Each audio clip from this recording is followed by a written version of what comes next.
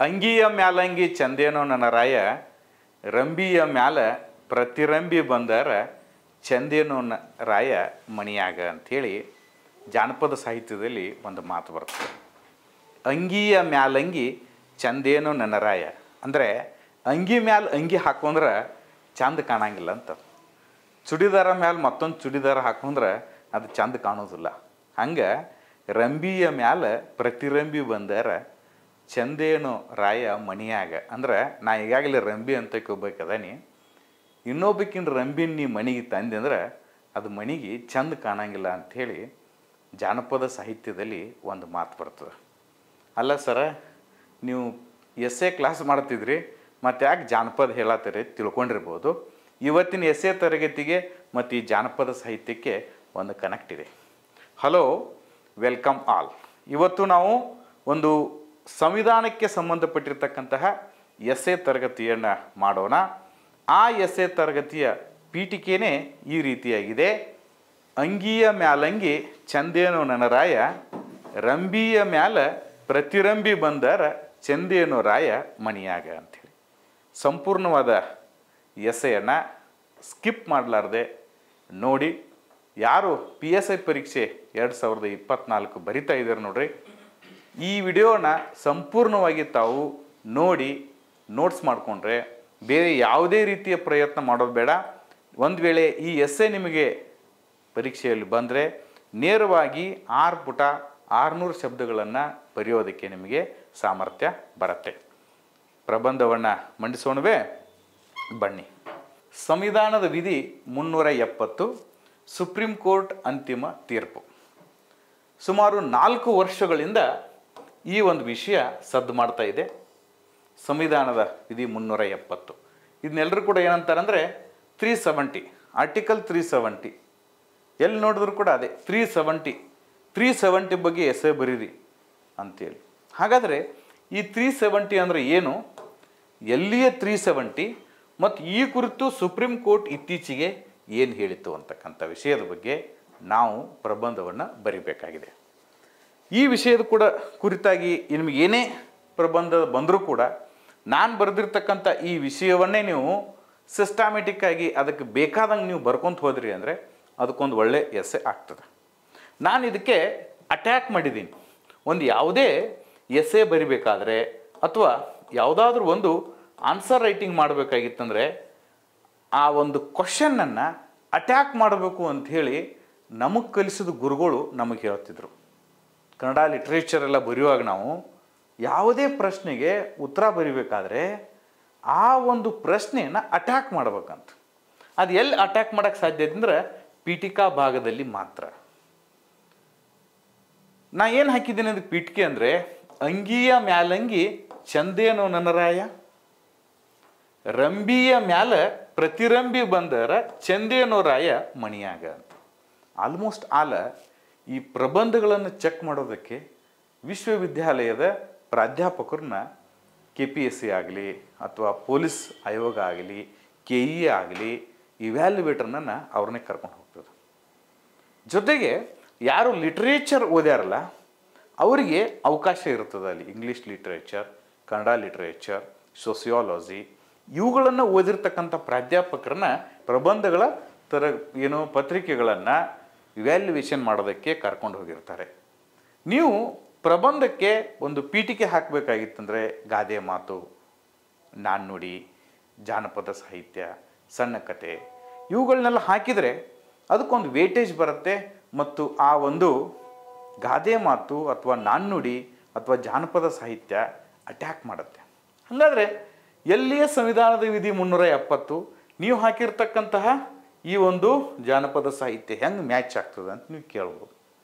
ಅಂಗಿಯ ಮ್ಯಾಲಂಗಿ ಚಂದೇನೋ ನನ್ನ ರಾಯ. ಈಗಾಗಲೇ ಒಂದು ಅಂಗಿ ಐತಿ ಅಂದರೆ ಈಗಾಗಲೇ ನಮ್ಮ ಕಡೆ ಒಂದು ಏನೋ ಸಂವಿಧಾನ ಇದೆ ಅಲ್ವಾ. ನಮ್ಮ ದೇಶಕ್ಕೊಂದು ಏನಿದೆ, ಈಗಾಗಲೇ ಸಂವಿಧಾನ ಇದೆ. ಮತ್ತೊಂದು ಅಂಗಿ ಅಂದರೆ ಮತ್ತೊಂದು ಸಂವಿಧಾನ ನಮ್ಮ ದೇಶದೊಳಗನ ಒಂದು ಸಂವಿಧಾನ ಅಲ್ಲ, 2 ಸಂವಿಧಾನ. ದೇಶಕ್ಕೊಂದು ಸಂವಿಧಾನ ಬೇರೆ, ರಾಜ್ಯಕ್ಕೊಂದು ಸಂವಿಧಾನ ಬೇರೆ. ಹಿಂಗಿದ್ರೆ ಚಂದ ಕಾಣ್ತೈತೆ ನಮಗೆ? ಇಲ್ಲ. ಈಗಾಗಲೇ ಮನೆಯಲ್ಲಿ ಒಬ್ಳು ಹೆಂಡತಿ ಇದ್ದಾಳ, ಸುಂದರವಾಗಿದ್ದಾಳೆ, ರಂಬೆ ಥರ ಇದ್ದಾಳೆ. ಅವಳನ್ನ ಬಿಟ್ಟ ಇನ್ನೊಬ್ಬರನ್ನ ಮದುವೆ ಆದ್ರೆ ಚಂದ ಕಾಣೋದಿಲ್ಲ ಅಂಥೇಳಿ ಸ್ವತಃ ಮನ್ಯಾಗಿನ ಹೆಂಡ್ತಿನ ಹೇಳಿರ್ತಕ್ಕಂತಹ ಜನಪದ ಸಾಹಿತ್ಯ ಇದು. ಹಾಗೆ ನಮ್ಮ ದೇಶದಲ್ಲಿ ಈಗಾಗಲೇ ಒಂದು ಸಂವಿಧಾನ ಜಾರಿಯಲ್ಲಿದ್ದು ನಮ್ಮದೇ ಒಂದು ದೇಶದ ಒಂದು ರಾಜ್ಯಕ್ಕೆ ಮತ್ತೊಂದು ಸಂವಿಧಾನ ಇತ್ತಂದರೆ ಅದು ಚಂದ ಕಾಣಂಗಿಲ್ಲ ಅಂಥೇಳಿ ನಾವು ಈ ಒಂದು ಪ್ರಬಂಧವನ್ನು ಅಟ್ಯಾಕ್ ಮಾಡ್ಬೋದು. ಇದಾದ ನಂತರ ಸಾಮಾನ್ಯವಾಗಿ ಸರಳ ಭಾಷೆಯಲ್ಲಿ ಏನು ಮಾಡೋಣ, ಇದನ್ನು ಎಕ್ಸ್ಪ್ಲೇನ್ ಮಾಡ್ತಾ ಹೋಗೋಣ. ಜಾನಪದರ ಮೇಲಿನ ಮಾತು ಅಂದರೆ ಜನಪದ ಸಾಹಿತ್ಯ, ಜನಪದರು ಹೇಳಿರ್ತಕ್ಕಂತಹ ಮೇಲಿನ ಮಾತು ಭಾರತ ಸಂವಿಧಾನದ ವಿಧಿ 370ಕ್ಕೆ ಲಗತ್ತಾಗಿ ಹೊಂದಾಣಿಕೆಯಾಗುತ್ತದೆ. 370 ಅಂದರೆ ಏನಂದರೆ ಭಾರತದ ಸಂವಿಧಾನದಲ್ಲಿ 395 ಏನು ಆರ್ಟಿಕಲ್ ಅದಾವಲ್ಲ ಅದರಲ್ಲಿ 370ನೇ ವಿಧಿ ಅಂತ. ಈ ಒಂದು 370ನೇ ವಿಧಿ ಹೆಂಗಾಗಿದೆ ಅಂದರೆ ಅಂಗಿಯ ಮೇಲೆ ಇನ್ನೊಂದು ಅಂಗಿ ಹಾಕಿದಂಗೆ ಆಗಿದೆ. ಒಬ್ಬ ಹೆಂಡತಿ ಇದ್ದಾಗ ಇನ್ನೊಬ್ಬ ಹೆಂಡತಿಯನ್ನು ಮನೆಗೆ ಕರೆದಂತಿರ್ತಕ್ಕಂಥ ಪರಿಸ್ಥಿತಿ ಆಗಿದೆ. ಎಷ್ಟು ವರ್ಷಗಳ ಕಾಲ ಅಂದರೆ ಸಂವಿಧಾನ ಬಂದು 73 ವರ್ಷಗಳ ಕಾಲ. ಈಗಾಗಲೇ 2019ನೇ ಇಸ್ವಿಯಲ್ಲಿನೇ ಈ ಒಂದು ವಿಧಿಯನ್ನು ರದ್ದು ಮಾಡಲಾಯಿತು. 2024ನೇ ಇಸ್ವಿಯಲ್ಲಿ 2023ನೇ ಇಸ್ವಿಯಲ್ಲಿ ಸುಪ್ರೀಂ ಕೋರ್ಟ್ ಆ ರದ್ದು ಮಾಡಿರ್ತಕ್ಕಂಥ ಕ್ರಮವನ್ನು ಎತ್ತಿ ಹಿಡಿತದೆ. ಹಾಗಾದರೆ ಭಾರತದಲ್ಲಿ ಒಂದು ಸಂವಿಧಾನ ಈಗಾಗಲೇ ಇದೆ, ಅದರ ರಾಜ್ಯಕ್ಕೆ ಬೇರೆ ಸಂವಿಧಾನ ಬೇರೆ ಧ್ವಜ ಇದ್ದರೆ ಅದು ಅಸಮಂಜಸ ಆಗ್ತದೆ, ಅಂಗಿ ಮೇಲೆ ಮತ್ತೊಂದು ಅಂಗಿ ಹಾಕೊಂಡಂಗೆ ಆಗ್ತದೆ ಅಂಥೇಳಿ ನಾವು ಜಾನಪದರ ಸ್ಟೈಲ್ನಲ್ಲಿ ಈ ಪ್ರಬಂಧವನ್ನು ಏನು ಮಾಡಿದ್ದೀವಿ ಅಂದರೆ ಸ್ಟಾರ್ಟ್ ಮಾಡಿದ್ದೇವೆ. ಹಾಗಾದರೆ ನಾವು ನೇರವಾಗಿ ಸಂವಿಧಾನಾತ್ಮಕ ವಿಷಯಗಳತ್ತಿಗೆ ಏನು ಮಾಡೋಣ, ಹೊರಳೋಣ. ಏನಿದು ಐತಿಹಾಸಿಕ ಹಿನ್ನೆಲೆ, ಇದಕ್ಕೆ ಐತಿಹಾಸಿಕ ಹಿನ್ನೆಲೆ ಏನಿದೆ ಅಂತ. 370 ಆರ್ಟಿಕಲ್ ಯಾಕೆ ಜಾರಿಗೆ ಬಂತು ಅನ್ನೋದ್ರ ಬಗ್ಗೆ ನಾವು ಹಿಸ್ಟಾರಿಕಲ್ ಬ್ಯಾಕ್ಗ್ರೌಂಡನ್ನು ಫಸ್ಟ್ ಬರೀಬೇಕಾಗ್ತದೆ. ಭಾರತಕ್ಕೆ ಸ್ವಾತಂತ್ರ್ಯ ಪೂರ್ವ ಭಾರತದಲ್ಲಿ, ಭಾರತ ಇನ್ನೂ ಸ್ವತಂತ್ರ ಆಗಿರಲಿಲ್ಲ, 552 ಸಂಸ್ಥಾನಗಳಿತ್ತು. ಅದರಲ್ಲಿ ಜಮ್ಮು ಕಾಶ್ಮೀರ ಕೂಡ ಒಂದಾಗಿತ್ತು.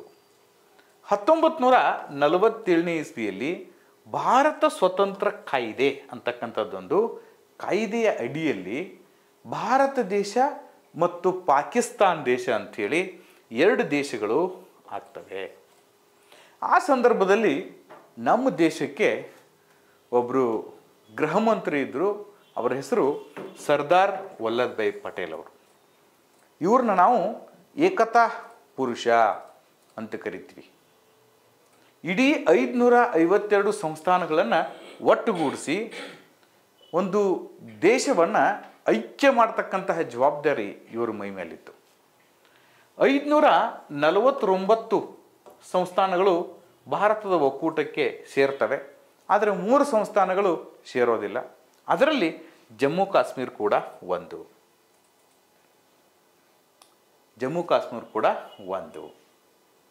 ಆ ಸಂದರ್ಭದಲ್ಲಿ ಜಮ್ಮು ಕಾಶ್ಮೀರ ಏನು ಮಾಡುತ್ತೆ ಅಂದರೆ ಅಲ್ಲಿ ರಾಜ ಹರಿ ಸಿಂಗ್ ಅನ್ನೋರು ಇರ್ತಾರೆ. ಜಮ್ಮು ಕಾಶ್ಮೀರ ಸಂಸ್ಥಾನದಲ್ಲಿ ಒಬ್ಬರು ರಾಜ ಇರ್ತಾರೆ. ಆ ರಾಜನ ಹೆಸರು ಹರಿ ಸಿಂಗ್ ಅಂತೇಳಿ. ಅವ್ರು ಏನು ಮಾಡ್ತಾರೆ, ನಾನು ಪಾಕಿಸ್ತಾನಕ್ಕೂ ಕೂಡ ಸೇರೋದಿಲ್ಲ ಮತ್ತು ಭಾರತಕ್ಕೂ ಕೂಡ ಸೇರೋದಿಲ್ಲ, ನಾನೇ ಸ್ವತಂತ್ರವಾಗಿ ಇರ್ತೀನಿ ಅಂತಕ್ಕಂತಹ ಒಂದು ನಿರ್ಧಾರವನ್ನು ತೆಗೆದುಕೊಳ್ತಾರೆ. ಅದರ ಜೊತೆಗೆ ಅವರು ಪಾಕಿಸ್ತಾನದೊಂದಿಗೆ ಒಂದು ಒಪ್ಪಂದವನ್ನು ಮಾಡ್ಕೊಳ್ತಾರೆ. ಅದನ್ನು ಸ್ಟ್ಯಾಂಡ್ ಸ್ಟಿಲ್ ಅಗ್ರಿಮೆಂಟ್ ಅಂತ ಕರಿತೀವಿ ನಾವು. ಏನಂತ ಕರಿತೀವಿ ಅಂದರೆ ಸ್ಟ್ಯಾಂಡ್ ಸ್ಟಿಲ್ ಅಗ್ರಿಮೆಂಟ್ ಅಂಥೇಳಿ ಕರಿತೀವಿ.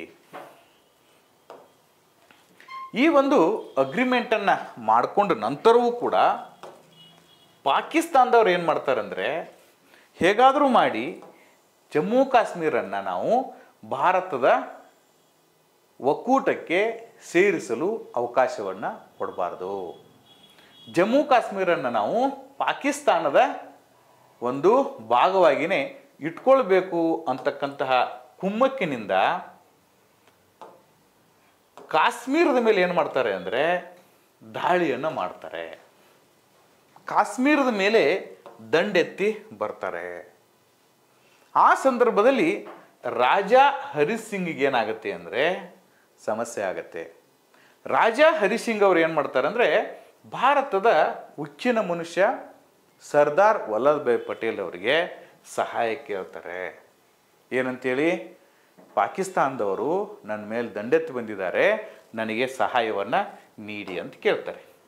ಆಗ ಸರ್ದಾರ್ ಪಟೇಲ್ ಅವ್ರು ಹೇಳ್ತಾರೆ, ನೀವು ಭಾರತದ ಒಕ್ಕೂಟಕ್ಕೆ ಸೇರೋದಕ್ಕೆ ಆಸಕ್ತಿಯನ್ನು ತೋರಿಸಿಲ್ಲ.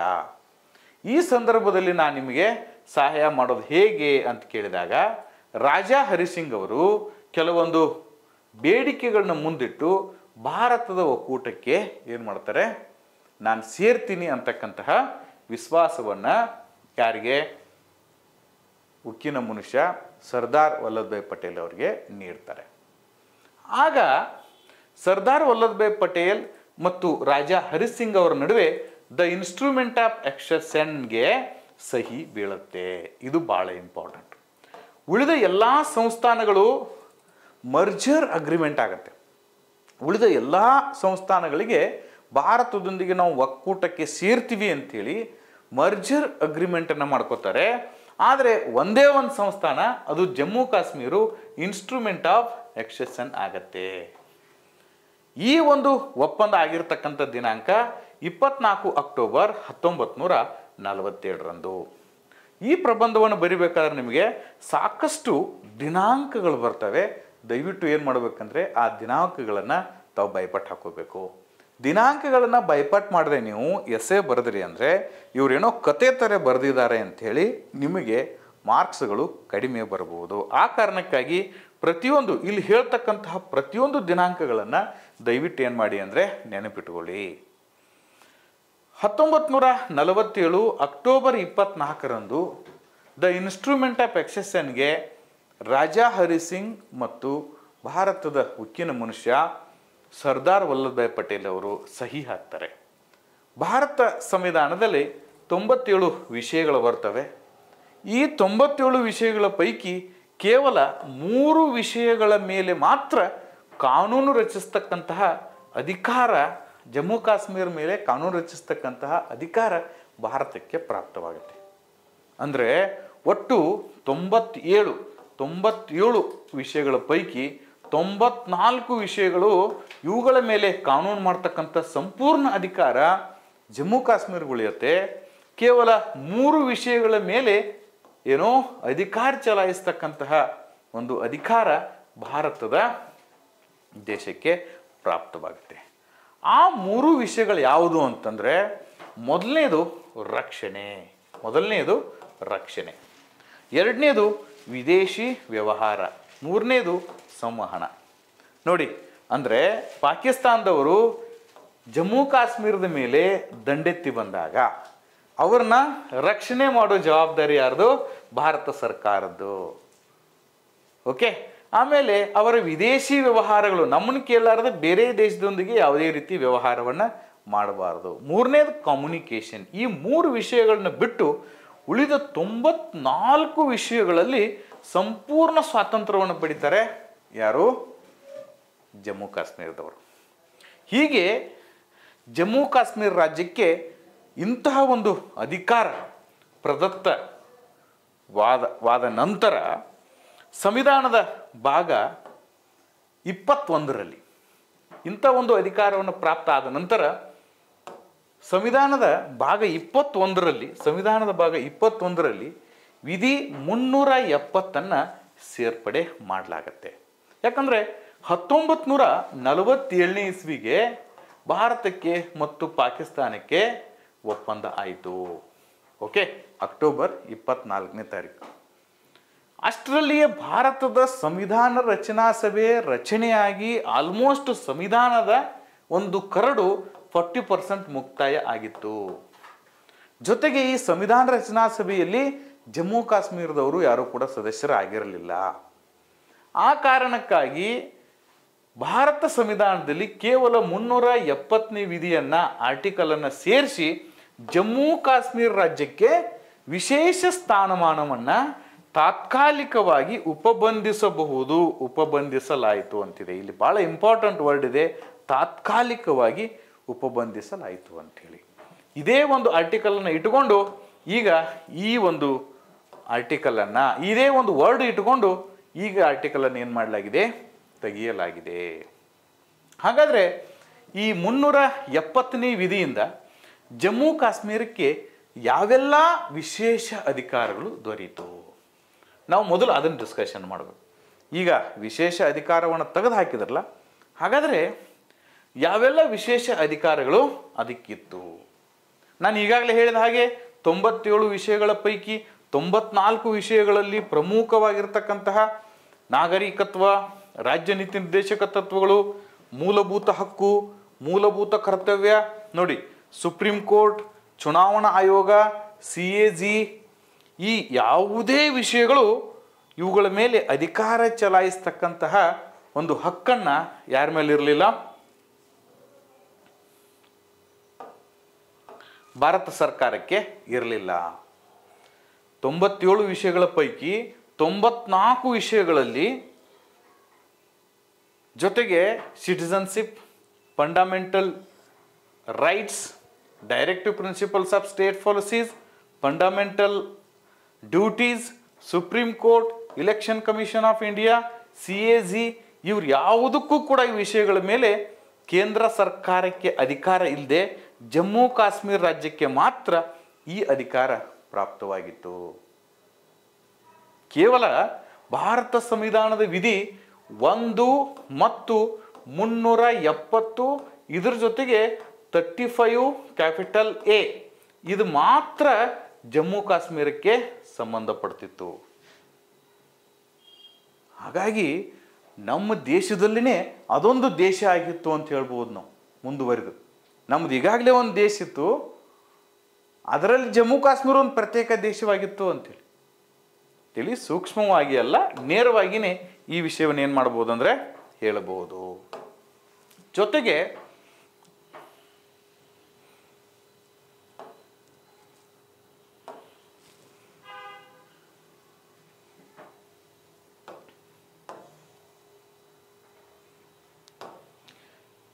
ಕೇಂದ್ರ ಪಟ್ಟಿ ಮತ್ತು ಸಮವರ್ತಿ ಪಟ್ಟಿ ಮೇಲೆ ಅಧಿಕಾರವು ಕೂಡ ಜಮ್ಮು ಕಾಶ್ಮೀರಿಗೆ ಪ್ರದತ್ತವಾಯಿತು.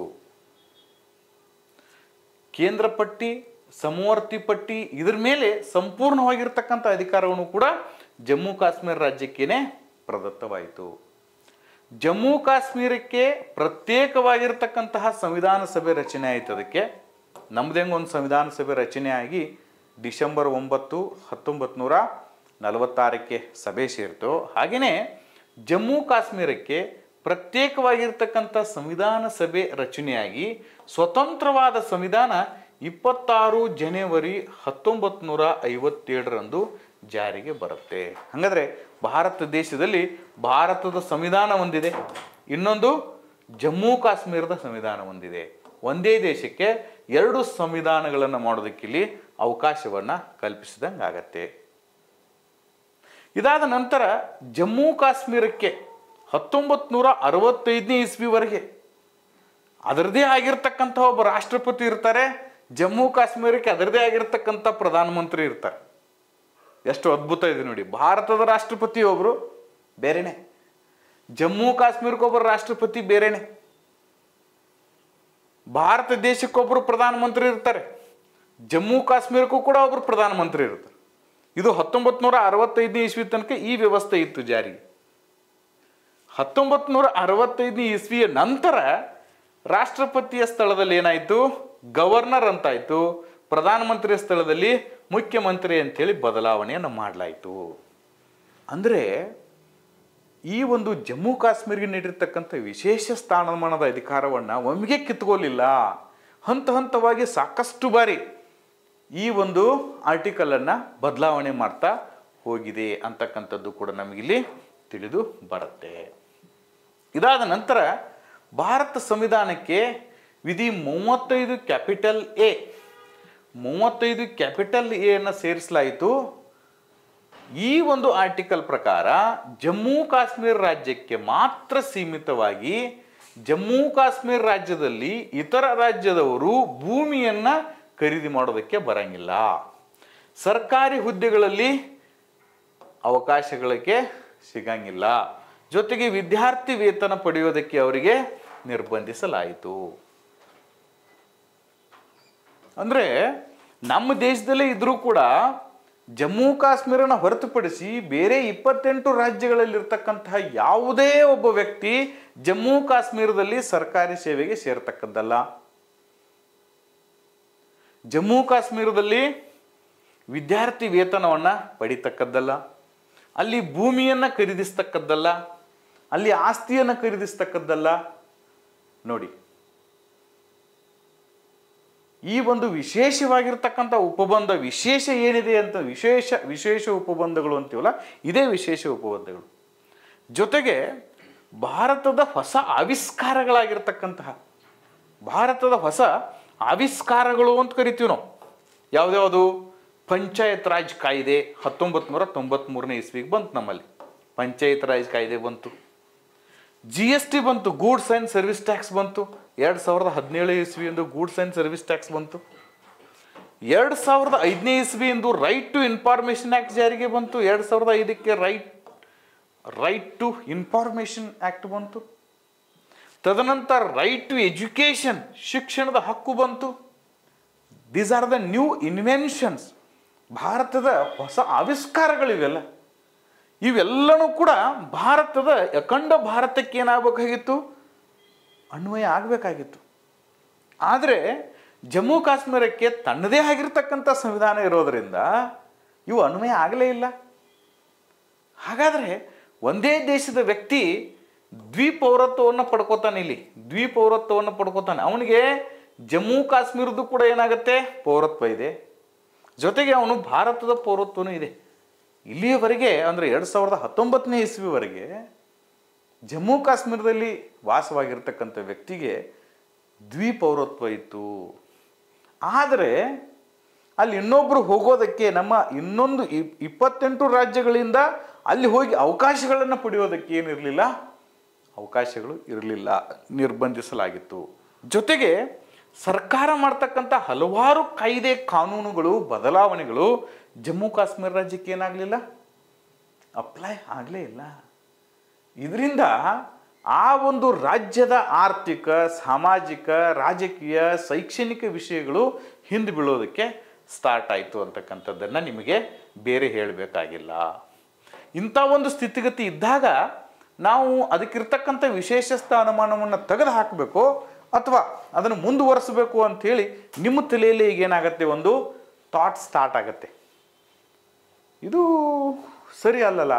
ವಿಶೇಷ ಸ್ಥಾನಮಾನದ ಹೆಸರಿನಲ್ಲಿ ಜಮ್ಮು ಕಾಶ್ಮೀರದ ಜನರಿಗೆ ನಾವು ನೂತನ ಆವಿಷ್ಕಾರಗಳನ್ನು ಕೊಡೋಕ್ಕಾಗತ್ತಿಲ್ಲಲ್ಲ ಅಂಥೇಳಿ ನಿಮಗೆ ಅನಿಸಿಬಿಡ್ತದೆ. ಹೀಗೆ ಜಮ್ಮು ಕಾಶ್ಮೀರ್ ಭಾರತದಲ್ಲಿದ್ದರೂ ಕೂಡ ತನ್ನದೇ ಆಗಿರ್ತಕ್ಕಂತಹ ಒಂದು ಧ್ವಜ, ತನ್ನದೇ ಆಗಿರ್ತಕ್ಕಂತಹ ಒಂದು ಧ್ವಜವನ್ನು ಹೊಂದಿತ್ತು. ತನ್ನದೇ ಆಗಿರ್ತಕ್ಕಂತಹ ಸಂವಿಧಾನ, ತನ್ನದೇ ಆಗಿರ್ತಕ್ಕಂತಹ ಕಾನೂನುಗಳ ಮೂಲಕ ಏಕ ಭಾರತ್ ಶ್ರೇಷ್ಠ ಭಾರತ್ ಅಂತಕ್ಕಂಥ ಪರಿಕಲ್ಪನೆಗೆ ವ್ಯತಿರಿಕ್ತವಾಗಿ ಅಸ್ತಿತ್ವದಲ್ಲಿ ಇತ್ತು. ಈ ವರ್ಡ್ಸ್ಗಳು ಯಾಕೆ ಇಂಪಾರ್ಟೆಂಟ್ಪ ಅಂದರೆ 10 ವರ್ಷಗಳಾಯಿತು ಈ ವರ್ಡ್ಸ್ಗಳನ್ನ ಕೇಳ್ತಾ ಇದ್ದೀರಿ ನೀವೆಲ್ಲ. ಏಕ ಭಾರತ್ ಶ್ರೇಷ್ಠ ಭಾರತ್, ಒಂದು ದೇಶ ಒಂದು ಸಂವಿಧಾನ, ಒಂದು ದೇಶ ಒಂದು ಕಾನೂನು, ಒಂದು ದೇಶ ಒಂದು ಧ್ವಜ. ಇವುಗಳನ್ನೆಲ್ಲ ಎಲ್ಲೆಲ್ಲಿ ಸಾಧ್ಯತೆನೋ ಆ ಪಾಯಿಂಟ್ಸ್ಗಳನ್ನ ಎಸೆದಲ್ಲಿ ನೀವು ಹಾಕ್ತಾ ಅದನ್ನೇನು ಮಾಡ್ಬೇಕಂದ್ರೆ ಸುಂದರವಾಗಿರ್ತಕ್ಕಂಥ ಶಬ್ದಗಳಿಂದ ಬಂಧಿಸಿಡ್ತಾ ಹೋಗಬೇಕು. ಈ ಎಲ್ಲ ಮೇಲಿನ ವಿಶೇಷ ಏನು ಉಪಬಂಧಗಳು ಭಾರತವನ್ನು ಏಕ ಭಾರತ್ ಮತ್ತು ಶ್ರೇಷ್ಠ ಭಾರತ್ ಪರಿಕಲ್ಪನೆ ಮಾಡೋದಕ್ಕೆ ಸಾಧ್ಯ ಆಗಿರಲಿಲ್ಲ. ಹಾಗಾದರೆ ಬೆಕ್ಕಿನ ಕುರುಳಿಗೆ ಗಂಟೆಯನ್ನು ಕಟ್ಟವರು ಯಾರು? ಬದಲಾವಣೆ ಮಾಡುವುದು ಯಾವಾಗ ಅಂಥೇಳಿ ಚರ್ಚೆಗೆ ಬಂದಾಗ ಕೇಂದ್ರದಲ್ಲಿ BJP ಸರ್ಕಾರ, BJP ಪಕ್ಷ ಚುನಾವಣೆಯ ಪೂರ್ವದಲ್ಲಿ 2014ನೇ ಇಸ್ವಿಯಲ್ಲಿ ಚುನಾವಣೆ ಪೂರ್ವದಲ್ಲಿ BJP ಪಕ್ಷ ತನ್ನ ಚುನಾವಣಾ ಪ್ರಣಾಳಿಕೆಯಲ್ಲಿ ನಾನು ಅಧಿಕಾರಕ್ಕೆ ಬಂದರೆ, BJP ಪಕ್ಷ ಅಧಿಕಾರಕ್ಕೆ ಬಂದರೆ 370ನೇ ಆರ್ಟಿಕಲನ್ನು ಜಮ್ಮು ಕಾಶ್ಮೀರಿಗೆ ಒದಗಿಸಿರ್ತಕ್ಕಂತಹ 370ನೇ ಆರ್ಟಿಕಲನ್ನು ರದ್ದುಪಡಿಸ್ತೀನಿ ಅಂತೇಳಿ ತನ್ನ ಪ್ರಣಾಳಿಕೆಯಲ್ಲಿ ಅಳವಡಿಸಿತ್ತು. ಇದರಿಂದ ಸಾಕಷ್ಟು ಜನರಿಗೆ ಕನ್ಫ್ಯೂಷನ್ ಏನಂದರೆ, ಜಮ್ಮು ಕಾಶ್ಮೀರದ ವಿಶೇಷ ಸ್ಥಾನಮಾನವನ್ನು ರದ್ದು ಮಾಡೋದ್ರಿಂದ ಜಮ್ಮು ಕಾಶ್ಮೀರದವ್ರಿಗೆ ಭಾಳ ಲಾಸ್ ಆಗ್ತದ ಪಾಪ ಅಂತೇಳಿ ತಪ್ಪು ತಿಳ್ಕೊಂಡ್ರಿ ನೀವು. ನಾನು ಈಗ ಮೇಲೆ ಡಿಸ್ಕಸ್ ಮಾಡಿದ ಹಾಗೆ ಇದೆಲ್ಲರ ಕಲ್ಪನೆಯೂ ಹೀಗೆ ಇದೆ. ಜಮ್ಮು ಕಾಶ್ಮೀರದಲ್ಲಿ ಭಾರತದ ನೂತನ ಆವಿಷ್ಕಾರಗಳು ಅಲ್ಲಿ ಅಪ್ಲೈ ಆಗಲಿಲ್ಲ. ಸ್ವತಂತ್ರ ಬಂದ ಮೇಲೆ ಎಷ್ಟೋ ನೂತನ ಆವಿಷ್ಕಾರಗಳಾಯ್ತಲ್ಲ. ಪಂಚಾಯತ್ ರಾಜ್ ಇನ್ಸ್ಟಿಟ್ಯೂಷನ್ಸ್ ಆಯಿತು, ಗೂಡ್ಸ್ ಆ್ಯಂಡ್ ಸರ್ವಿಸ್ ಟ್ಯಾಕ್ಸ್ ಬಂತು, ರೈಟ್ ಟು ಎಜುಕೇಷನ್ ಬಂತು, ರೈಟ್ ಟು ಇನ್ಫಾರ್ಮೇಷನ್ ಆ್ಯಕ್ಟ್ ಬಂತು. ಇವು ಯಾವುದೂ ಕೂಡ ಅಲ್ಲಿ ಅಪ್ಲೈ ಆಗದೆ ಇರೋದರಿಂದ ಜಮ್ಮು ಕಾಶ್ಮೀರ ಏನಾಗ್ತಾ ಇತ್ತಂದರೆ ಉಳಿದ ರಾಜ್ಯಗಳಿಂದ ಹಿಂದೆ ಬೀಳ್ತಾ ಇದ್ರು. ನಮ್ಮ ಕನ್ನಡದ ಕವಿಗಳು ಒಂದು ಕಡೆ ಹೇಳ್ತಾರೆ, ಅಕ್ಕ ತಂಗಿಯರೆಲ್ಲ ಮುಂದಿರಲು ನಮ್ಮ ತಾಯೊಬ್ಬಳೆ ಸೊರಗಿಹಳು ಅಂತೇಳಿ. ಹಾಗೆ ಅಕ್ಕ ತಂಗಿಯರೆಲ್ಲರೂ ಕೂಡ ಮುಂದೆ ಓಡಿ ಹೊಂಟಿದ್ರು. ಜಮ್ಮು ಕಾಶ್ಮೀರ ಅಂತಕ್ಕಂಥ ತಾಯಿ ಒಬ್ಬಕ್ಕೆ ಹಿಂದೆ ಉಳಿದಿದ್ಲಂತ. ಆ ಕಾರಣವನ್ನು ಮುಂದಿಟ್ಟುಕೊಂಡು BJP ಸರ್ಕಾರ, BJP ಪಕ್ಷ, ಸರ್ಕಾರ ಅಲ್ಲ BJP ಪಕ್ಷ ತನ್ನ ಚುನಾವಣೆಯ ಪ್ರಣಾಳಿಕೆಯಲ್ಲಿ ನಾನು ಅಧಿಕಾರಕ್ಕೆ ಬಂದರೆ 370ನೇ ಆರ್ಟಿಕಲನ್ನು ಏನು ಮಾಡ್ತೀನಿ, ರದ್ದುಪಡಿಸ್ತೀನಿ ಅಂಥೇಳಿ ಅದೇನಾಗಿತ್ತು, ಕಮಿಟ್ ಆಗಿತ್ತು. ಇದಾದ ನಂತರ 2014ನೇ ಇಸ್ವಿಯಲ್ಲಿ ಏನಾಯಿತು, ಜಮ್ಮು ಕಾಶ್ಮೀರ್ 2014ನೇ ಇಸ್ವಿಯಲ್ಲಿ ಕೇಂದ್ರದಲ್ಲಿ BJP ಸರ್ಕಾರ ಅಭೂತಪೂರ್ವವಾಗಿರ್ತಕ್ಕಂಥ ಜಯವನ್ನು ಸಾಧಿಸುತ್ತೆ. ಸಾಧಿಸಿದ ನಂತರ ಜಮ್ಮು ಕಾಶ್ಮೀರ್ ಅಭೂತಪೂರ್ವವಾಗಿರ್ತಕ್ಕಂತಹ ಜಯವನ್ನು ಸಾಧಿಸಿದ ನಂತರ ಹಲವಾರು ಬದಲಾವಣೆಗಳನ್ನು ಮಾಡುತ್ತೆ. ಆ ಹಲವಾರು ಬದಲಾವಣೆಗಳನ್ನು ನಾವು ಈಗಾಗಲೇ ಬೇರೆ ಬೇರೆ ಎಸ್ಸೆಗಳಲ್ಲಿ ನೋಡಿದ್ದೇವೆ. ಗೂಡ್ಸ್ ಆ್ಯಂಡ್ ಸರ್ವಿಸ್ ಟ್ಯಾಕ್ಸ್ ಜಾರಿಗೆ ತರುತ್ತೆ, ತ್ರಿವಳಿ ತಲಾಖನ್ನು ನಿಷೇಧ ಮಾಡುತ್ತೆ, ಮಹಿಳೆಯರಿಗೆ ಮೀಸಲಾತಿ, ಮಹಿಳೆಯರಿಗೆ ಲೋಕಸಭೆ ಮತ್ತು ವಿಧಾನಸಭೆಗಳಲ್ಲಿ 33% ಮೀಸಲಾತಿಯನ್ನು ಜಾರಿಗೆ ತರುತ್ತೆ. ನೋಡಿ, ಈ ಜಮ್ಮು ಕಾಶ್ಮೀರಕ್ಕೆ ವಿಶೇಷ ಸ್ಥಾನಮಾನವನ್ನು ನಾವು ತೆಗೆದು ಹಾಕಲಿಲ್ಲ ಅಂದರೆ ಅಲ್ಲಿ ಮಹಿಳೆಯರಿಗೆ 33% ಮೀಸಲಾತಿ ಏನೋ ಅದಕ್ಕೆ ಅಪ್ಲೈ ಆಗ್ತಿರ್ಲಿಲ್ಲ. ತೆಗೆದು ಹಾಕಿರೋದ್ರಿಂದ ಅದು ಕೂಡ ಅಪ್ಲೈ ಆಗತ್ತೆ ಅಂದರೆ ವಿಚಾರ ಮಾಡಿ. ಇದನ್ನು ವಿಶೇಷ ಉಪಬಂಧವನ್ನು ತೆಗೆದು ಹಾಕೋದ್ರಿಂದ ಜಮ್ಮು ಕಾಶ್ಮೀರಿಗೆ ಅನುಕೂಲವಿದೆ ಹೊರತು ಅನಾನುಕೂಲ ಇಲ್ಲ ಅಂತಕ್ಕಂಥದ್ದು ವಿದ್ಯಾರ್ಥಿಗಳಿಗೆ ನಿಮಗೆ ಅರ್ಥ ಆಗತ್ತೆ. ಹಾಗಾದರೆ ಇಷ್ಟೆಲ್ಲ ಉಪಬಂಧಗಳನ್ನು, ಈ ವಿಶೇಷ ಸ್ಥಾನಮಾನವನ್ನು ತೆಗೆದು ಹಾಕ್ತಕ್ಕಂತಹ ಪ್ರಕ್ರಿಯೆ ಎಲ್ಲಿ ಸ್ಟಾರ್ಟ್ ಆಯಿತು, ಹೆಂಗೆ ಸ್ಟಾರ್ಟ್ ಆಯಿತು ಅಂತ ನೋಡೋಣ. ಏಕ್ ದೇಶ್ ಮೇ ದೋ ವಿಧಾನ್ ದೋ ಪ್ರಧಾನ್ ದೋ ನಿಶಾನ್ ನಹಿ ಹೋ ಸಕ್ತಿ ಅಂತೇಳಿದರು ಡಾಕ್ಟರ್ BR ಅಂಬೇಡ್ಕರ್. ಇದು ನಾ ಹೇಳಿದ ಮಾತಲ್ಲ, ಡಾಕ್ಟರ್ BR ಅಂಬೇಡ್ಕರ್ ಅವರು ಹೇಳಿರ್ತಕ್ಕಂಥ ಮಾತು. ಹಿಂದಿಯಲ್ಲೇ ಯಾಕೆ ಬರೆದಿದ್ದೀನ, ಅವರು ಹಿಂದಿಯಲ್ಲೇ ಹೇಳಿದರು ಇದನ್ನು. ಇದು ರೆಕಾರ್ಡ್ ಆಗಿದೆ, ಇಟ್ ಈಸ್ ರೆಕಾರ್ಡೆಡ್. ನೀವೇನಾದರೂ ಬೇಕಾದ್ರೆ ಗೂಗಲ್ದಲ್ಲಿ ಸರ್ಚ್ ಮಾಡಿ ಇದನ್ನು. ಕೆಲವೊಬ್ರು ಅಂತಾರೆ, ಸರ್ ಕನ್ನಡ ಎಸ್ಸೆಯಲ್ಲಿ ನಾ ಹಿಂದಿ ಬರ್ಬೋದೇನಂತೇಳಿ. ನಿಮ್ಮ ಒಂದು ಶಕ್ತಿ, ನಿಮ್ಮ ತಾಕತ್ತದು. ನಾನು ಹಿಂಗೆ ಬರೆದ್ರೂ ಕೂಡ ಇವ್ಯಾಲ್ಯುವೇಟರ್ನ ಗೆಲ್ತೀನಿ ಅಂತಕ್ಕಂಥದ್ದು ಇರಬೇಕು. ನಾನು ಯಾಕೆ ಹಂಗೆ ಬರೆದಿದ್ದೀನಿ ಅಂದರೆ, ಅಂಬೇಡ್ಕರ್ ಸ್ವತಃ ತಮ್ಮ ಬಾಯಲ್ಲಿ ಹೇಳಿರ್ತಕ್ಕಂಥದ್ದು ಈ ಮಾತುಗಳು ಏನಾಗ್ಯಾವ ಅಂದ್ರೆ ರೆಕಾರ್ಡ್ ಆಗ್ಯಾವ. ಏನಂತ ಹೇಳ್ಯಾರ ಅಂದ್ರೆ, ಏಕ್ ದೇಶ್ ಮೇ ದೋ ವಿಧಾನ್ ದೋ ಪ್ರಧಾನ್ ದೋ ನಿಶಾನ್ ನಹಿ ಹೋ ಸಕ್ತೆ ಅಂತ. There cannot be two flag two head two constitution in our country ಅಂತ. ನಮ್ಮ ದೇಶದಲ್ಲಿ ಏನಿರಬಾರ್ದು, ಏನಿರಬಾರ್ದು ವಿಧಾನ ಅಂದರೆ ಎರಡು ಥರದ ಆಡಳಿತಗಳು ಇರಬಾರ್ದು. ಪ್ರಧಾನರು, 2 ಥರ ಪ್ರಧಾನರು ಇರಬಾರ್ದು. ನಮ್ಮ ದೇಶಕ್ಕೊಬ್ಬರು ಪ್ರಧಾನಮಂತ್ರಿ, ಜಮ್ಮು ಕಾಶ್ಮೀರಕ್ಕೊಬ್ಬರು ಪ್ರಧಾನಮಂತ್ರಿ, ಹಂಗಿರಬಾರ್ದು. ದೋ ಪ್ರಧಾನ್, ಓಕೆ, ದೋ ನಿಶಾನ್ ಅಂದರೆ ಧ್ವಜ, 2 ಧ್ವಜ, ಹಿಂಗಿರೋಕ್ಕೆ ಅವಕಾಶಗಳು ಇಲ್ಲ ಅಂತೇಳಿ ಡಾಕ್ಟರ್ BR ಅಂಬೇಡ್ಕರ್ ಅವರೇ ಹೇಳಿದರು. ನಾವಿಲ್ಲಿ ಎಲ್ಲರೂ ಭಾಳ ಜನ ಹೇಳ್ಯಾರ ಇದ್ರ ಬಗ್ಗೆ. ಆದರೆ ಡಾಕ್ಟರ್ BR ಅಂಬೇಡ್ಕರ್ನೇ ಯಾಕೆ ನಾವಿಲ್ಲಿ ಅವ್ರ ಕೋಟ್ ಹಾಕಬೇಕಂದ್ರೆ, ಸಂವಿಧಾನದ ಶಿಲ್ಪಿ ಡಾಕ್ಟರ್ BR ಅಂಬೇಡ್ಕರ್. ಉಳಿದವ್ರು ಏನೇ ಹೇಳಿದ್ರು ಕೂಡ ಇವ್ರು ಹೇಳಿದ ನಂತರ ನಗಣ್ಯ ಆಗಿಬಿಡ್ತದೆ ಅದು. ಯಾಕಂದ್ರೆ ಕರಡು ಸಮಿತಿ ಇವ್ರ ಕೈಯಾಗ ಇತ್ತು. ಸಂವಿಧಾನದಲ್ಲಿ ಏನನ್ನ ಸೇರಿಸ್ಬೇಕು, ಆ್ಯಡ್ ಮಾಡಬೇಕು, ಎಡಿಟ್ ಮಾಡಬೇಕು, ಡಿಲೀಟ್ ಮಾಡಬೇಕು, ಫಸ್ಟ್ ಆಗೋದೇ ಇವ್ರ ಕೈಯಾಗಲ್ಲ. ಹಾಗಾದರೆ ಅವ್ರಿಗೂ ಕೂಡ, ಅವ್ರ ಮನುಷ್ಯನಾಗೂ ಕೂಡ ಇತ್ತು. 370ನೇ ಆರ್ಟಿಕಲ್ ಇದೆಯಲ್ಲ, ಅವ್ರಿಗೂ ಕೂಡ ಇಷ್ಟ ಇರಲಿಲ್ಲ. ಅವರು ಕೂಡ ಏನು ಮಾಡಿದ್ರು, ಅದನ್ನು ಈ ಥರ ಏನು ಮಾಡಿದರು, ಕಮೆಂಟ್ ಮಾಡುವ ಮೂಲಕ ಅದರ ಬಗ್ಗೆ ವಿರುದ್ಧ ಇಚ್ಛೆಯನ್ನು ವ್ಯಕ್ತಪಡಿಸಿದರು. ಅದಾದ ನಂತರ 1962ನೇ ಇಸ್ವಿಯಲ್ಲಿ ಜಮ್ಮು ಕಾಶ್ಮೀರಕ್ಕೆ ಸಂಬಂಧಿಸಿ ಸಾಂವಿಧಾನಿಕ ಅವಕಾಶಗಳಿಗೆ ತಿದ್ದುಪಡಿ ತರುವ ವ್ಯಾಪಕ ಅಧಿಕಾರ ರಾಷ್ಟ್ರಪತಿಗಳಿಗೆ ಇದೆ ಅಂತೇಳಿ ಸುಪ್ರೀಂ ಕೋರ್ಟ್ ಕೂಡ ಹೇಳಿತ್ತು. ಪ್ರತಿ ವರ್ಷ ಹೇಳ್ಕೊತ ಬಂದಿದ್ದಾರೆ, ನಮಗದನ್ನೆಲ್ಲ ಬರೆಯೋದಕ್ಕೆ ಅವಕಾಶ ಇಲ್ಲ, ನಮ್ಗೆ ಇಷ್ಟೇ ಜಾಗ ಇದೆ. ಇದರಲ್ಲಿ 2 ಕೋಟ್ ಮಾಡ್ಬೋದು. ಒಂದು ಡಾಕ್ಟರ್ BR ಅಂಬೇಡ್ಕರ್ ಏನು ಹೇಳಿದರು, ಸುಪ್ರೀಂ ಕೋರ್ಟ್ ಏನು ಹೇಳ್ತು ಅಂತ, ಇದು ಭಾಳ ಇಂಪಾರ್ಟೆಂಟ್. 1947ನೇ ಇಸ್ವಿಯಿಂದ 2009 ತನಕ 2019 ತನಕ ಇದರ ವಿರುದ್ಧ ಹೇಳಿಕೆಗಳನ್ನ ಕೊಟ್ಟವ್ರು ಭಾಳ ಜನ ಅದಾರ. ನಾವು ಅದನ್ನು ಬರ್ಕೊಂತ ಹೋದ್ವಿ ಅಂದ್ರೆ ಅದ 50 ಪೇಜ್ ಆಕೈತಿ. ಆದ್ರೆ ನಾ ಎಲ್ಲ ಸ್ಟೇಟ್ಮೆಂಟ್ಗಳನ್ನು ಹುಡುಕಿ ಅದ್ರಾಗ ಬೆಸ್ಟ್ ಇರ್ತಕ್ಕಂಥದ್ದು 2 ಯಾಕೆ ಹಾಕಿದ್ದೀನಿ ಅಂದರೆ ಡಾಕ್ಟರ್ BR ಅಂಬೇಡ್ಕರ್ ಭಾಳ ಇಂಪಾರ್ಟೆಂಟ್. ಎರಡನೇದು, ಇದಕ್ಕೇನಾದರೂ ಅಂತಿಮ ಸ್ಪರ್ಶೆ ನೀಡಬೇಕಾದ ಯಾರಂದರೆ ಸುಪ್ರೀಂ ಕೋರ್ಟ್. ನೋಡಿ 2019ನೇ ಇಸ್ವಿಯಲ್ಲಿ ಕೇಂದ್ರ ಸರ್ಕಾರ ಈ ಒಂದು ಆರ್ಟಿಕಲನ್ನು ರದ್ದು ಮಾಡಿದರೂ ಕೂಡ ಅಂತಿಮವಾಗಿ ಅದು ರದ್ದು ಮಾಡಿದ ಸರಿ ಇದೆ ಅಂತೇಳಿ ಯಾರು ಹೇಳಿದ್ರೆ ಅಂದರೆ ಸುಪ್ರೀಂ ಕೋರ್ಟ್ ಹೇಳಿತಲ್ಲ. ಸೊ ದಟ್ ಇಂಥ ವಿಷಯಗಳನ್ನು ನಾವು ಗಟ್ಟಿಯಾಗಿ ಪ್ರಬಂಧದಲ್ಲಿ ಬರೆಯೋದ್ರಿಂದ ನಮ್ಗೆ ಉತ್ತಮ ಅಂಕಗಳು ಬರ್ತವೆ. ಕೆಲವೊಬ್ರು ಕೇಳ್ತಾರೆ, ಒಳ್ಳೆಯ ಅಂಕಗಳನ್ನ ಗಳಿಸೋದು ಹೇಗೆ ಸರ್ ಪ್ರಬಂಧದಲ್ಲಿ? ಒಳ್ಳೆಯ ಅಂಕಗಳನ್ನ ಗಳಿಸಬೇಕಾಗಿತ್ತಂದ್ರೆ ಒಳ್ಳೆಯ ಪಾಯಿಂಟ್ಸ್ಗಳನ್ನ ಪ್ರಬಂಧದಲ್ಲಿ ಬರಿಬೇಕಾಗತ್ತೆ ಅಷ್ಟೇ, ಬೇರೆ ಏನು ಅದಕ್ಕೆ ಮ್ಯಾಜಿಕ್ ಇಲ್ಲ, ಅದಕ್ಕೆ ಯಾವುದು ಮಂತ್ರದಂಡ ಇರುವುದಿಲ್ಲ. ಓಕೆ, ಇಲ್ಲಿಗೆ ಏನಾಯಿತು, ಈ ಒಂದು ಸ್ಥಾನಮಾನವನ್ನು ರದ್ದು ಮಾಡೋದಕ್ಕೆ 2 ವಿಷಯಗಳನ್ನ ಹೇಳಿದೆ ನಾನು. ಅದಾದ ನಂತರ 3ನೇ ವಿಷಯ ಡೈರೆಕ್ಟಾಗಿ ಬರ್ತೀನಿ. 2018ರಲ್ಲಿ BJP ಬಹುಮತದೊಂದಿಗೆ ಜಮ್ಮು ಕಾಶ್ಮೀರದಲ್ಲಿ ಆಡಳಿತದ ಚುಕ್ಕಾಣಿ ಹಿಡಿತದೆ. ಜಮ್ಮು ಕಾಶ್ಮೀರ ಕೂಡ ಒಂದು ರಾಜ್ಯ ಆಗಿತ್ತು 2019ಕ್ಕಿಂತ ಮುಂಚೆ. 2018ನೇ ಇಸ್ವಿಯಲ್ಲಿ ಆ ಒಂದು ರಾಜ್ಯದಲ್ಲಿನೇ BJP ಸರ್ಕಾರನೇ ಬಹುಮತದಿಂದ ಏನು ಬರುತ್ತೆ, ಆಡಳಿತಕ್ಕೆ ಬರುತ್ತೆ. BJP ಅವರೇ ಆ ಒಂದು ರಾಜ್ಯದ ಮುಖ್ಯಮಂತ್ರಿಗಳಾಗ್ತಾರೆ. ಆದರೆ ಆ ಒಂದು ಆಡಳಿತ ಸ್ವಲ್ಪೇ ದಿನದಲ್ಲಿ ಕುಸಿದು ಬೀಳ್ತದೆ. ಕುಸಿದು ಬಿದ್ದ ತಕ್ಷಣ ಆರ್ಟಿಕಲ್ 356ರ ಪ್ರಕಾರ ರಾಜ್ಯ ತುರ್ತು ಪರಿಸ್ಥಿತಿ ಅಡಿಯಲ್ಲಿ ರಾಷ್ಟ್ರಪತಿಗಳು ಏನು ಮಾಡ್ತಾರೆ, ಅಲ್ಲಿ ಅವರ ಆಡಳಿತವನ್ನು ಸ್ಟಾರ್ಟ್ ಮಾಡ್ತಾರೆ. ಸ್ಟೇಟ್ ಎಮರ್ಜೆನ್ಸಿ ಅಂತ ಕರಿತೀವಿ. ಆ ಒಂದು ರಾಜ್ಯದ ಆಡಳಿತ ವ್ಯವಸ್ಥೆ ಕುಸಿದು ಬಿದ್ದಾಗ ರಾಷ್ಟ್ರಪತಿಯವರು ಏನು ಮಾಡ್ಬೋದು, ಅಲ್ಲಿ ಆಡಳಿತವನ್ನು ಜಾರಿಗೆ ತರಬಹುದು. ಆ ಸಂದರ್ಭದಲ್ಲಿ ರಾಷ್ಟ್ರಪತಿಯವರು ಸಂವಿಧಾನದ ಆದೇಶದ ಪ್ರಕಾರ 5 ಆಗಸ್ಟ್ 2019, ನೋಡಿ ಮತ್ತೊಂದು ದಿನಾಂಕ ಬಂತಿಲ್ಲಿ, ಮತ್ತೊಂದು ದಿನಾಂಕ ಬತ್ತು, ದಿನಾಂಕವನ್ನು ನೆನಪಿಟ್ಕೋಬೇಕು. 5 ಆಗಸ್ಟ್ 2019ರಂದು ಸಂವಿಧಾನದ ವಿಧಿ 35 A ಮತ್ತು ವಿಧಿ 370 ರದ್ದುಗೊಳಿಸಿ ಆದೇಶ ಹೊರಡಿಸಿತು. 370 ಮತ್ತು 35 A ರದ್ದು ಮಾಡೋದಕ್ಕೆ ಸಂವಿಧಾನಾತ್ಮಕ ತಿದ್ದುಪಡಿ ಆಗಿರುವುದಿಲ್ಲ. ಎಲ್ಲಿಯೂ ಕೂಡ ಸಂಸತ್ತಿನಲ್ಲಿ ಚರ್ಚೆ ಆಗಿರುವುದಿಲ್ಲ.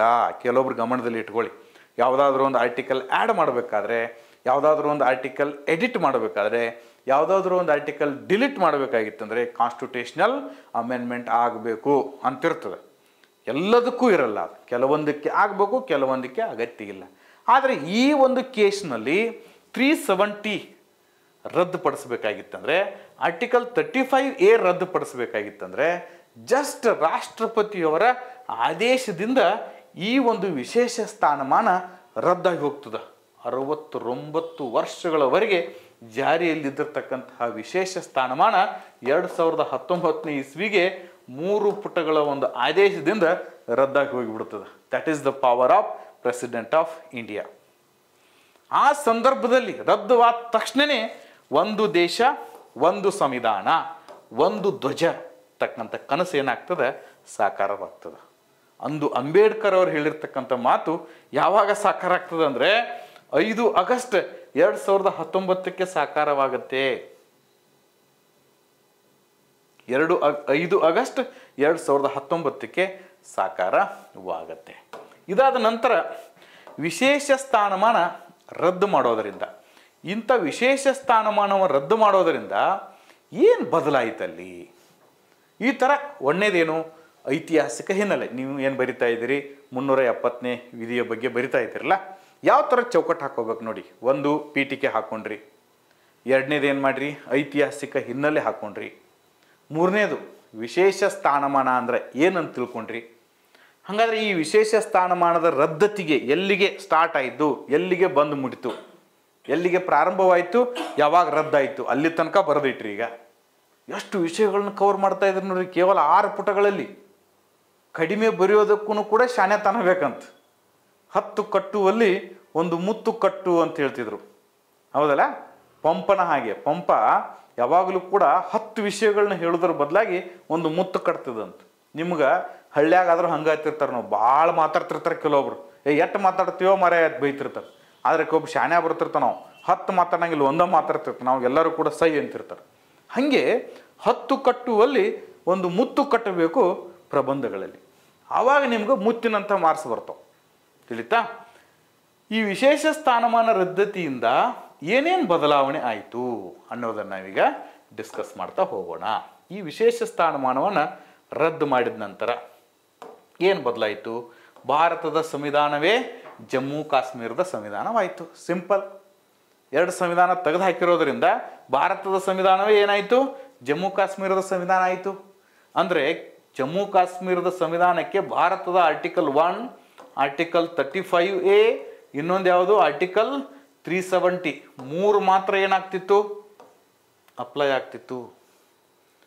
ಈಗ ಭಾರತ ಸಂವಿಧಾನ ಇರತಕ್ಕಂತಹ ಎಲ್ಲ ಆರ್ಟಿಕಲ್ಗಳು ಏನಾಯಿತು? ಜಮ್ಮು ಕಾಶ್ಮೀರ್ಗೆ ಅಪ್ಲೈ ಆಯಿತು. ತ್ರಿವರ್ಣ ಧ್ವಜವೇ ಜಮ್ಮು ಕಾಶ್ಮೀರದ ಧ್ವಜವಾಯಿತು.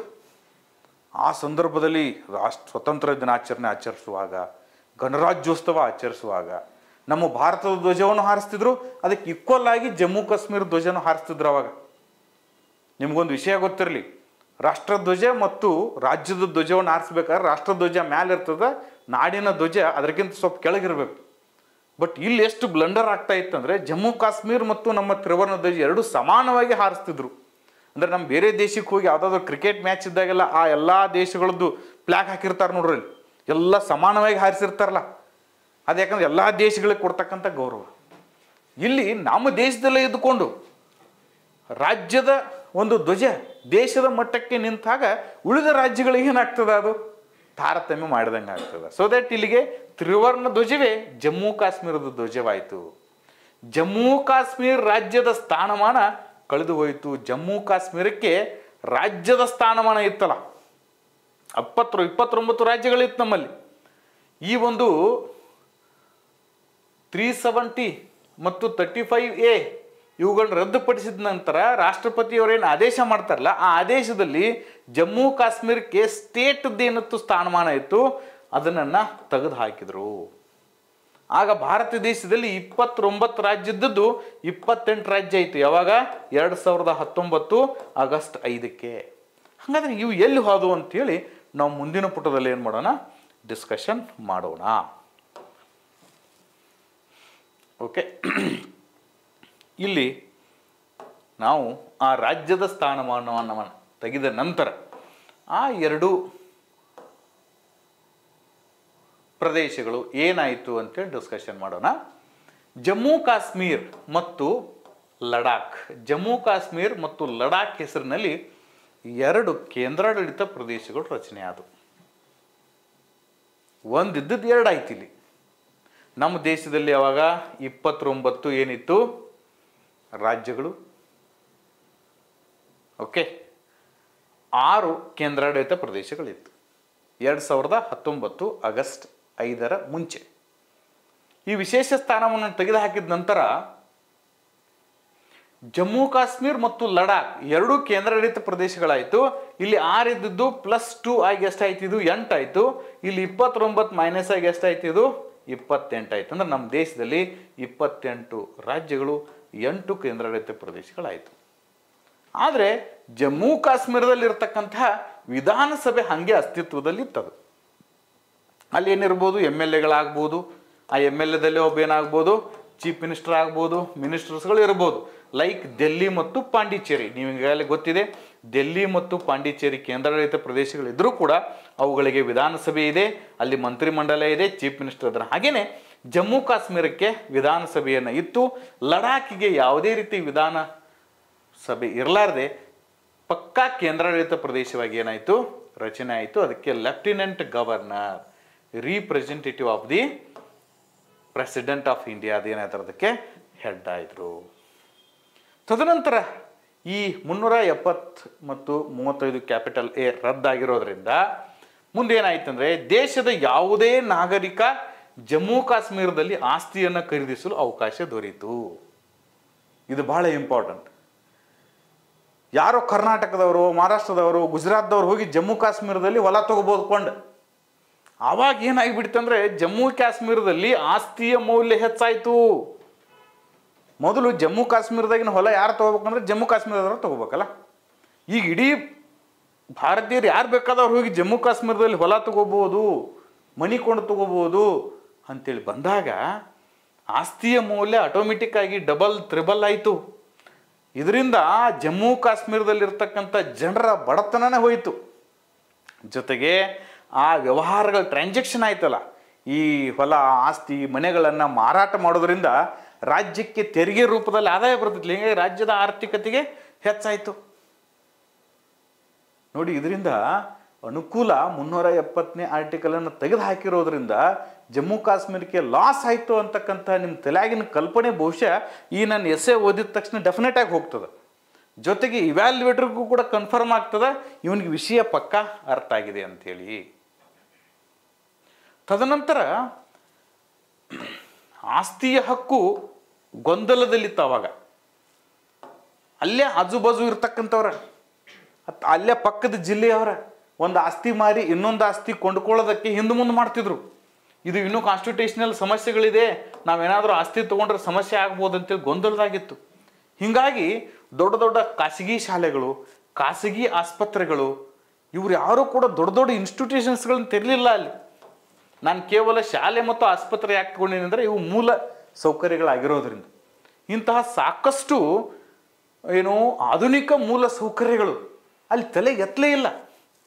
ಇದರಿಂದ ಭಾರತ ಸರ್ಕಾರ 370 ಅಲ್ಲಿ ತೆಗೆದು ಹಾಕಿರೋದ್ರಿಂದ ಆವಾಗ ಭಾರತ ಸಂವಿಧಾನದಲ್ಲಿ ಆಸ್ತಿ ಮಾಡುವ ಹಕ್ಕನ್ನು ಕಾನೂನುಬದ್ಧ ಹಕ್ಕು ಮಾಡಿರೋದರಿಂದ ತದನಂತರ ಅಲ್ಲಿ ಆಸ್ತಿ ಮಾಡಕ್ಕೆ ಸ್ಟಾರ್ಟ್ ಮಾಡಿದ್ರು. ಕಾನೂನುಬದ್ಧವಾಗಿ ಶಾಲೆ ಆಸ್ಪತ್ರೆಗಳು ತಲೆ ಎತ್ತಿದ್ವು. ಅದರಿಂದ ಅಲ್ಲಿರ್ತಕ್ಕಂಥ ಜನರಿಗೆ ಶಿಕ್ಷಣ ಮತ್ತು ಆರೋಗ್ಯ ಸೌಲಭ್ಯಗಳು ಚೆನ್ನಾಗಿ ಸಿಗೋದಕ್ಕೆ ಸ್ಟಾರ್ಟ್ ಆಯಿತು. ನಾನಿಲ್ಲಿ ಸಾಕಷ್ಟು ವಿಷಯಗಳನ್ನ ಟ್ಯಾಗ್ ಮಾಡ್ಬೋದಾಗಿತ್ತು, ಬಟ್ ನಮಗೆ ಮಿತಿ ಇದೆ ಎಷ್ಟು ಬರೆಯೋದಕ್ಕೆ. ನೀವು ಇದನ್ನು ಇನ್ನೂ ವಿಷಯಗಳನ್ನ ಸೇರಿಸ್ಕೋಬೋದು. ನಮಗೆ ಬೇಸಿಕ್ಕಾಗಿ ಬೇಕಾಗಿರ್ತಕ್ಕಂಥದ್ದು ಶಿಕ್ಷಣ ಮತ್ತು ಆರೋಗ್ಯ ಸುಧಾರಿಸಿದಲ್ಲಿ ಯಾರ್ದು ಜಮ್ಮು ಕಾಶ್ಮೀರದಲ್ಲಿರ್ತಕ್ಕಂಥ ಜನರದು. ಒಂದೇದು ಫಸ್ಟ್ ಏನು ಹೇಳಿದ್ದೀನಿ, ಅವರ ಆರ್ಥಿಕ ಸ್ಥಿತಿ ಚಲೋ ಆಯಿತು. ತದನಂತರ ಅವ್ರ ಮಕ್ಕಳು ಚೆನ್ನಾಗಿ ಶಾಲೆ ಕಲಿಯಕ್ಕೆ ಸ್ಟಾರ್ಟ್ ಮಾಡಿದ್ರು. ಅವ್ರಿಗೆ ಆರಾಮಿಲ್ಲಾಗಿತ್ತಂದ್ರೆ ದವಾಖಾನೆ ಚಲೋ ಚಲೋ ದೊಡ್ಡ ದೊಡ್ಡ ದವಾಖಾನೆಗಳು ಸ್ಟಾರ್ಟ್ ಆದವು. ಚಲೋನೋ ಕೆಟ್ಟ 370 ಆರ್ಟಿಕಲ್ ಜಾರಿಗೆ ರದ್ದುಪಡಿಸಿದ್ದು ಚಲೋನೋ ಕೆಟ್ಟ ಅಂತೇಳಿ ನಿಮಗೆ ಗೊತ್ತಾಗಲಿ. ಮೊದಲು ನೀವು ಆಮೇಲೆ ಪರೀಕ್ಷೆ ಒಳಗೆ ಬರೀಕಿರಿ. ಮೊದಲು ಇದು ನೀವು ತಿಳ್ಕೊಡ್ರಿ, ಯಾಕಂದ್ರೆ ಇದನ್ನ ಜನರು ತಿಳ್ಕೊಬೇಕಾಗಿದೆ. ಯಾಕಂದರೆ ಕೆಲವೊಂದು ತಪ್ಪು ಭಾವನೆಗಳು ನಮ್ಮ ತಲೆಗೆ ಯಾರೋ ತುಂಬಿಸಿಬಿಟ್ಟಿರ್ತಾರೆ. ಸೊ ದಟ್ ದಯವಿಟ್ಟು ಈ ಒಂದು ಆರ್ಟಿಕಲನ್ನು ರದ್ದು ಮಾಡೋದ್ರಿಂದ ನಮಗೇನು ಅನುಕೂಲ ಆಯಿತು, ಜೊತೆಗೆ ಜಮ್ಮು ಕಾಶ್ಮೀರದ ಜನರಿಗೆ ಏನು ಅನುಕೂಲ ಆಗುತ್ತೆ ತಿಳ್ಕೊಳ್ಳೋಣ. ನೋಡಿ, ಈಗ ಮಹಿಳಾ ಮೀಸಲಾತಿಯಪ್ಪ, ನಾನು ಮೊನ್ನೆ ಚೆನ್ನಾಗಿ ನಾರಿ ಶಕ್ತಿ ವಂದನ್ ಅಧಿನಿಯಮ ಅಂತ ಹೇಳಿದೆ. ಮಹಿಳೆಯರು ಕೂಡ MLA ಮತ್ತು MP ಆಗ್ಬೋದು 33% ಅಂತೇಳಿ. ಒಂದು ವೇಳೆ ಜಮ್ಮು ಕಾಶ್ಮೀರಕ್ಕೆ ವಿಶೇಷ ಸ್ಥಾನಮಾನ ಇತ್ತಂದ್ರೆ ಜಮ್ಮು ಕಾಶ್ಮೀರದಲ್ಲಿರ್ತಕ್ಕಂಥ ಮಹಿಳೆಯರಿಗೆ ಈ ಅವಕಾಶದಿಂದ ವಂಚಿತ ಆಗಿಬಿಡ್ತಿದ್ರು. ಅವ್ರು MLA ಮತ್ತು MP ಆಗಕ್ಕೆ ರಿಸರ್ವೇಷನ್ ಸಿಗ್ತಿರ್ಲಿಲ್ಲ. ಯಾರಿಗೆ ಅನಾನುಕೂಲ ಇದು? ಜಮ್ಮು ಕಾಶ್ಮೀರದಲ್ಲಿರ್ತಕ್ಕಂಥ ಮಹಿಳೆಯರಿಗೆ ಅನಾನುಕೂಲ ತಾನೇ. ನೋಡಿ, ಇದು ರದ್ದಾಗಿರೋದ್ರಿಂದ ನಮ್ಮ ಮಹಿಳಾ ಮೀಸಲಾತಿ 106ನೇ ತಿದ್ದುಪಡಿಗೆ ಏನಾಯಿತು, ಜಮ್ಮು ಕಾಶ್ಮೀರಕ್ಕೂ ಕೂಡ ಅಪ್ಲೈ ಆಯಿತು. ಗೂಡ್ಸ್ ಆ್ಯಂಡ್ ಸರ್ವಿಸ್ ಟ್ಯಾಕ್ಸ್ ತೆರಿಗೆ ವ್ಯವಸ್ಥೆಯಲ್ಲಿ ಇದೊಂದು ಅಭೂತಪೂರ್ವವಾಗಿರ್ತಕ್ಕಂಥ ಬದಲಾವಣೆ. ಮಹಿಳಾ ಸಬಲೀಕರಣ ವಿಷಯದಲ್ಲಿ ಅಭೂತವಾಗಿರ್ತಕ್ಕಂಥ ಬದಲಾವಣೆ. ಇದು ಸೋಷಿಯಲ್ ಇಶ್ಯೂ, ಇದು ಎಕನಾಮಿಕಲ್ ಇಶ್ಯೂ. ಕೆಲವರು ಅಂತಾರೆ ಯಾಕೆ GST ಅಷ್ಟೇ ಹಾಕ್ಯಾರ, ಇವರು ಮಹಿಳಾ ಮೀಸಲಾತಿ ಅಷ್ಟೇ ಹಾಕ್ಯಾರ, ಪಂಚಾಯತ್ ರಾಜ್ ಅಷ್ಟೇ ಹಾಕ್ಯಾರ, RTI ಅಷ್ಟೇ ಹಾಕ್ಯಾರ, RTE ಅಷ್ಟೇ ಹಾಕ್ಯಾರ ತಿಳ್ಕೊಬೋದು. ಎಲ್ಲ ಭಾಳ ವಿಷಯಗಳದಾವೆ. ಬಟ್ ಅವನ ಅಷ್ಟನ್ನ ಯಾಕೆ ಹಾಕ್ಯಾನೆ ಅಂದರೆ ಒಂದು ಆರ್ಥಿಕ ವಿಷಯ, ಒಂದು ಸಾಮಾಜಿಕ ವಿಷಯ, ಒಂದು ವಿಕೇಂದ್ರೀಕರಣ ವಿಷಯ, ಒಂದು ಜನರಿಗೆ ಅನುಕೂಲ ಆಗ್ತಕ್ಕಂಥ ಟ್ರಾನ್ಸ್ಪರೆನ್ಸಿ ವಿಷಯ, ಒಂದು ಶಿಕ್ಷಣದ ವಿಷಯ. ಇವುಗಳನ್ನ ತಂದು ಹಾಕಿನಿ ಇಲ್ಲಿ. ಅಟ್ಲೀಸ್ಟ್ ನಿಮಗೇನಾಗಲಿ ಇವ್ಯಾಲ್ಯುವೇಟರ್ಗೆ ಗೊತ್ತಾಗ್ತದೆ ಇಷ್ಟೆಲ್ಲ ಇವು ಡೀಫಾಗಿ ಈ ವಿಷಯವನ್ನು ಅರ್ಥ ಮಾಡ್ಕೊಂಡಲ್ಲ ಅಂಥೇಳಿ. ಅಲ್ಲಿ ಚೆಕ್ ಮಾಡ್ತಕ್ಕಂಥ ಇವ್ಯಾಲ್ಯುವೇಟರ್ಗೆ ನಿಮ್ಮ ಬಗ್ಗೆ ಕಾನ್ಫಿಡೆಂಟ್ ಬರಬೇಕು. ಇಂಥ ಕ್ಯಾಂಡಿಡೇಟ್ನ ಪಿ ಎಸ್ ಐ ಮಾಡಲಿಲ್ಲ ಅಂದರೆ ಇನ್ನು ಬೇರೆ ಅಂಥ ಕ್ಯಾಂಡಿಡೇಟ್ನ ಪಿ ಎಸ್ ಐ ಮಾಡ್ಲತ್ತ ಅನಿಸ್ಬೇಕು ಅವಂಗ. ಹಂಗೆ ಬರಿಬೇಕು ನೀವು ಎಸ್ಸೆ. ನಿಮ್ಗೆ ಹೆಂಗೆ ಅನಿಸ್ಬೇಕಂದ್ರೆ ಇವೆಲ್ಲ ಬಿಟ್ರಾಗ ಸುಮ್ಮನೆ ಇವನಿಗೆ ಪಾಪ ನಾನು ಕಡಿಮೆ ಮಾರ್ಕ್ಸ್ ಹಾಕೋದು ಬೇಡಪ್ಪ, 20 ಹಾಕೋಣ. ಇಟ್ಟು ಚಂದ ಬರೆದಿರ್ತಕ್ಕಂಥ ಹುಡುಗನಿಗೆ ಪಿ ಎಸ್ ಐ ಆಗ್ಲಿಕ್ಕಂದ್ರೆ ಏನಾಕೈತಿ, ನಾವೊಂದು ಒಳ್ಳೆ ಕ್ಯಾಂಡಿಡೇಟ್ನ ಕಳ್ಕೊಂಡಂಗೆ ಆಕೈತಿ. ಅದಕ್ಕೆ ನನ್ನ ಕೈಯಾಗ ಎಷ್ಟೈತಿ, ಎಸ್ಸೆ ಕರೆ 20 ಮಾರ್ಕ್ಸ್ ಹಾಕಕ್ಕೆ ಸಾಧ್ಯ ಐತಿಲ್ಲ. ಜೊತೆಗೆ ಅವ್ನಿಗೆ ಏನಾದರೂ ಟ್ರಾನ್ಸ್ಲೇಷನ್ ಚೆಕ್ ಮಾಡೋ ಪವರು ಅವಂಗೆ ಇತ್ತಂದ್ರೆ ನೀವು ಸರಿ ಬರೆದಿಲ್ಲಾಗಿದ್ರು ಕೂಡ ನಿಮ್ಗೆ ಒಳ್ಳೆ ಮಾರ್ಕ್ಸ್ ಕೊಡ್ಬೋದು ಅವ್ನು. ಯಾಕೆ ಹೇಳು, ಇಲ್ಲಿ ಇಂಪ್ರೆಸ್ ಆಗಿರ್ತಾನೋ. First impression is best impression. First impression is best impression. ಅದಕ್ಕೆ ಫಸ್ಟ್ ಎಸ್ಸೆನ ಬರಿತೀರಿ, ಅಲ್ಲಿ ಇಂಪ್ರೆಷನನ್ನು ಹಾಕಿ. ಪಂಚಾಯತ್ ರಾಜ್ ವ್ಯವಸ್ಥೆ ನೋಡಿ, ನಮ್ಮಲ್ಲಿ ಬ್ಯೂಟಿಫುಲ್ ಆಗಿ 73 ಮತ್ತು 74th ಅಮೆಂಡ್ಮೆಂಟ್ ಬಂದವ. ಪ್ರತಿಯೊಂದು ಹಳ್ಳಿಗೂ ಕೂಡ ಪ್ರತಿಯೊಬ್ಬರು ವ್ಯಕ್ತಿಗೂ ಕೂಡ ಇಲ್ಲಿ ಅಧಿಕಾರ ಕೊಟ್ಟಿವಿ ನಾವು. ನಮ್ಮ ಊರಾಗ ನಮ್ಮ ಮನ್ಯಾಗ ನಾವು ವ್ಯಕ್ತಿನ ಒಬ್ಬ ಪಂಚಾಯತಿಗೆ ಸದಸ್ಯರಿರ್ತಾನೆ. ನಮ್ಮ ಮನ್ಯಾಗಿನ ವ್ಯಕ್ತಿಯೊಬ್ಬ ಪಂಚಾಯತ್ನಲ್ಲಿ ಅಧ್ಯಕ್ಷ ಇರ್ತಾನೆ. ನಮ್ಮ ತೆರಿಗೆ ನಾವೇ ಕಲೆಕ್ಟ್ ಮಾಡ್ಕೊಂಡು ನಮ್ಮ ಊರಿಗೆ ಏನು ಬೇಕು ನಾವೇ ಖರ್ಚು ಮಾಡ್ಕೋತೀವಿ. ಅದು ಇಂಥ ವ್ಯವಸ್ಥೆ ಎಲ್ಲಿಲ್ಲ, ಜಮ್ಮು ಕಾಶ್ಮೀರದಾಗ ಇಲ್ಲಾಗಿತ್ತು. ಏನು ಮಾಡಿದ್ರು ಕೂಡ ರಾಜ್ಯದ ಮುಖ್ಯಮಂತ್ರಿಗಳೇ ಬಂದು ಅಧಿಕಾರ ಮಾಡ್ಬೇಕಲ್ಲಿ. ಊರಾಗಿನ ಚರಂಡಿ ರಿಪೇರಿ ಮಾಡ್ಬೇಕಾದ್ರೆ, ಬೀದಿ ದೀಪ ಹಾಕ್ಬೇಕಾದ್ರೆ, ಬೀದಿ ದನಗಳು ಬೀದಿ ನಾಯಿಗಳ ಹಾವಳಿಯನ್ನು ತಪ್ಪಿಸ್ಬೇಕಾಗಿತ್ತಂದ್ರೆ ರಾಜ್ಯ ಸರ್ಕಾರವೇ ಬಂದು ಕೆಲಸ ಮಾಡ್ಬೇಕಾ. ಮತ್ತು ಏನಾದ್ರೂ ನಿಂಗೆ ಸಮಸ್ಯೆ ಆಯ್ತಂದ್ರೆ ನೀವು ಊರಾಗ ಗ್ರಾಮ ಪಂಚಾಯತಿ ಇತ್ತಂದ್ರೆ ಹೋಗಿ ಪಿ ಡಿ ಒ ಅಧ್ಯಕ್ಷನ ಕೇಳ್ತಿ, ಅಲ್ಲಿ ಕೇಳಕ್ಕೆ ಯಾರೂ ಇಲ್ಲಲ್ಲ.